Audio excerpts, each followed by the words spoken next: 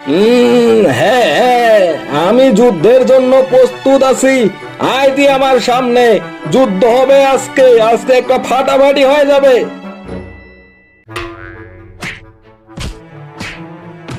আরে সিংহ মহারাজ, আমি আর পারতেছি না। শিয়ালের বুদ্ধিতে যুদ্ধ করতে এসে আমি তো পুরা বেকায়দায় পড়ে গেছি মহারাজ। আমাকে তুমি ছেড়ে দাও, প্রাণ নিয়ে আমাকে এখান থেকে চলে যেতে দাও। আমরা সবাই রাজা, আমাদের এই রাজার রাজত্বে, নইলে মোরা রাজার সনে মিলবো কি শর্তে, আমরা সবাই রাজা। টুনি পাখি গান গাইতে গাইতে চলেছে জঙ্গলের ফাঁকা রাস্তা দিয়ে। হঠাৎ তার সামনে এসে পথ আগলে দাঁড়ালো এক দুষ্টু শিয়াল। এই, তুমি আমার পথ আগলে দাঁড়ালে কেন? সরো এখান থেকে, আমাকে যেতে দাও তুমি। আরে এত তারা কিসের হে সুন্দরী, কাছে এসো, একটু গল্প করি। কতদিন হলো তোমায় দেখি না। আহা কি সুন্দর তোমার টুকটুকে মুখখানা, দেখি তো একবার। এই দুষ্টু শিয়াল, কি চাও তুমি? অত ভনিতা না করে তাড়াতাড়ি আমাকে খুলে বলো তো। বাড়িতে আমার ছোট্ট মেয়ে একা আছে, তাড়াতাড়ি বাসা যেতে হবে। বলো তাড়াতাড়ি, তোমার কি চাই? আহা, অত তারা দেখালে কি হয় গো সুন্দরী? আচ্ছা, তোমার যেহেতু এত তারা, তাহলে বলেই ফেলি আমার কি চাই। আমার তো চাই তোমার ওই নরম তুলতুলে শরীরটা। অনেক দিন টুনি পাখির মাংস খাই না। কি কি বলতেছো এসব? তুমি পাগল হয়ে গেলে নাকি? তুমি তুমি কি জানো না আমাদের সিংহ মহারাজের নির্দেশ? উনি যে বলেছেন এই বনের কাউকে কেউ হত্যা করতে পারবে না, আর হত্যা করলে তাকে অনেক বড় শাস্তি দেওয়া হবে। তা জানি বই কি। ওই বেটা সিংহটার কথা শুনে 1 বছর ধরে শুধু ঘাসই খেয়ে যাচ্ছি। ঘাস খেতে খেতে মুখের যা ব্যথা, ওহো, রক্ত আর মাংস না পেলে কি আর চলে? দাঁতগুলোতে কেমন জানি জং ধরে গেছে। এই দুষ্টু শিয়াল, আমি তোমার নামে সিংহ রাজার কাছে বিচার দিব। উনি তোমাকে এমন শাস্তি দিবে যে জীবনে আর কখনো এমন কাজ করার সাহস পাবে না তুমি। সিংহকে জানানোর সুযোগ কি আর তুমি পাবে রে টুনি? হ্যাঁ, তোমাকে তো তার আগে খেয়ে ফেলবো।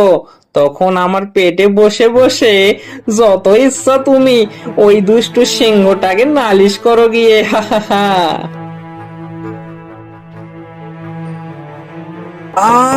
ও বাবারে বাবা, এই বেটা কাকসর, নাহলে মেরে ফেলবো তোকে।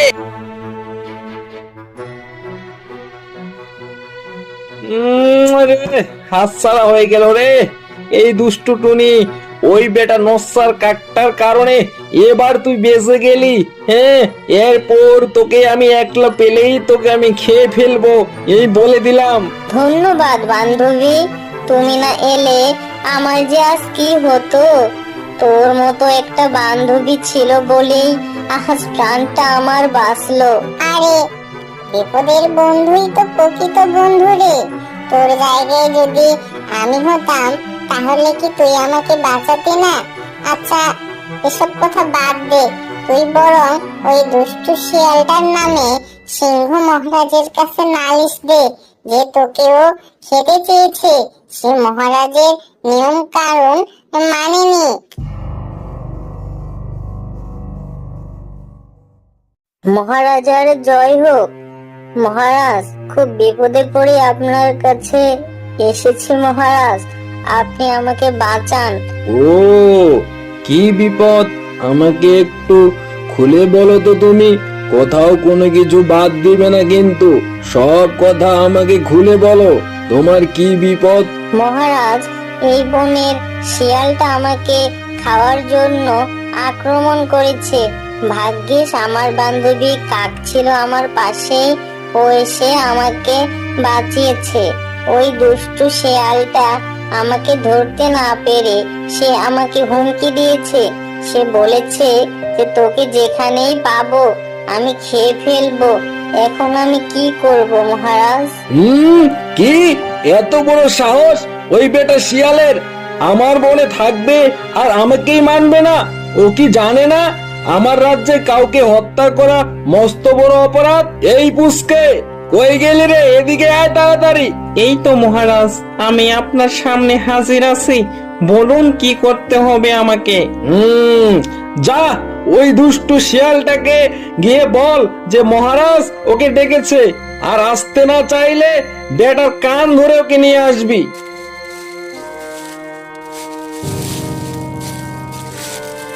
এই শিয়াল, মহারাজ তোকে দেখা করতে বলেছে, তাড়াতাড়ি চল আমার সাথে। মহারাজ? কে আবার মহারাজ? ওই বেটা সিংহটা তো আস্ত একটা খাটাস। ও আচ্ছা আচ্ছা, তুমি মহারাজকে মানো না তাই তো?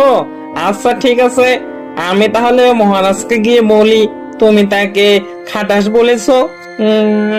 আরে ভাই, রাগ কেন করো, রাগ কেন করো? একটুতেই রাগ করলে কি আর হয়? ঘাস খেতে খেতে মাথাটা কেমন জানি হয়ে গেছে। তা তুমি যাও, আমি আসতেছি। কি রে শিয়াল, এগুলো কি শুনতেছি তোর নামে? তুই নাকি টুনির উপর আক্রমণ করেছিস আর ওকে খেতে চেয়েছিলি, আর তুই নাকি এও বলেছিস যে তুই আমাকে মানিস না। কি যে বলেন মহারাজ, ঘাস খেতে খেতে আমি তো এখন সাধুই হয়ে গেছি প্রায়। মাংস তো আর খাই না তেমন একটা, আর মাংসের কথা ভাবলে তো আমার এখন বমি পায়। পুরো দোস্তুর সাধু হয়ে গেছি কিনা। মাংসই যখন আর আমার ভাল লাগে না, তাহলে কোন দুঃখে উনিকে ধরতে যাব, তার মাংসই বা কেন খেতে যাব? ঘাস খেয়েই তো ভালো আছি মহারাজ। ও, টুনি কি তাহলে মিথ্যা কথা বলতেছে? আর ওর বান্ধবী কাকও কিন্তু ওর সাক্ষী দিবে। সত্যি কথা বলো তুমি। তা মহারাজ, আমি তো বলিনি যে ওরা মিথ্যা কথা বলতেছে। সামান্য একটু মিস্টেক আর কি। আমি ওদের সাথে লুকোচুরি খেলতেছিলাম, আর ওরা ভাবছিল আমি বুঝি ওদেরকে খেয়ে ফেলতেছি। তেমন কিছু না মহারাজ, সম্পূর্ণটাই ওদের বুঝার মিস্টেক আর কি। ও ঠিক আছে, তাহলে তুমি এখন যাও, আর যাতে তোমার নামে এমন কথা না শুনি।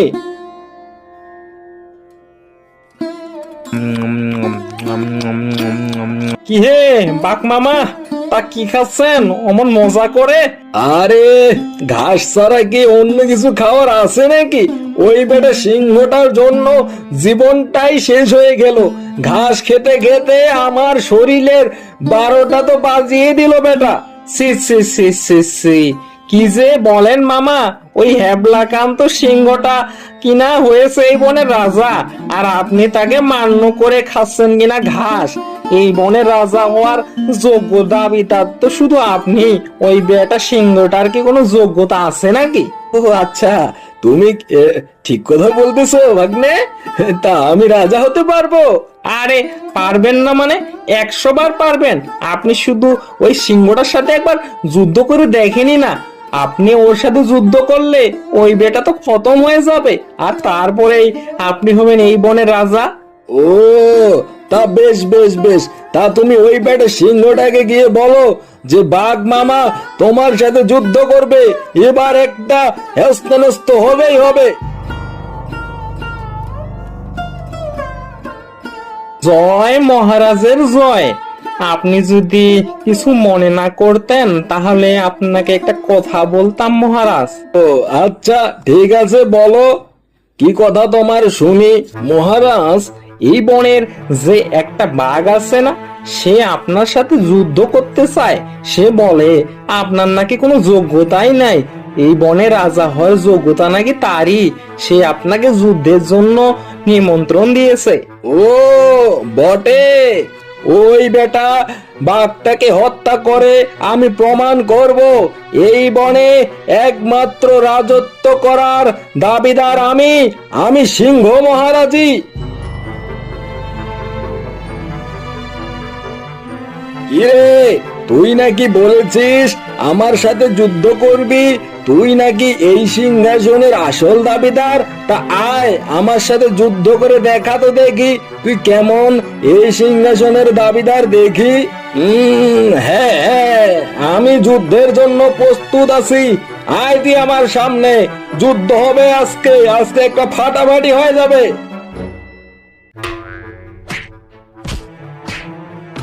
আরে সিংহ মহারাজ, আমি আর পারতেছি না। শিয়ালের বুদ্ধিতে যুদ্ধ করতে এসে আমি তো পুরা বেকায়দায় পড়ে গেছি মহারাজ।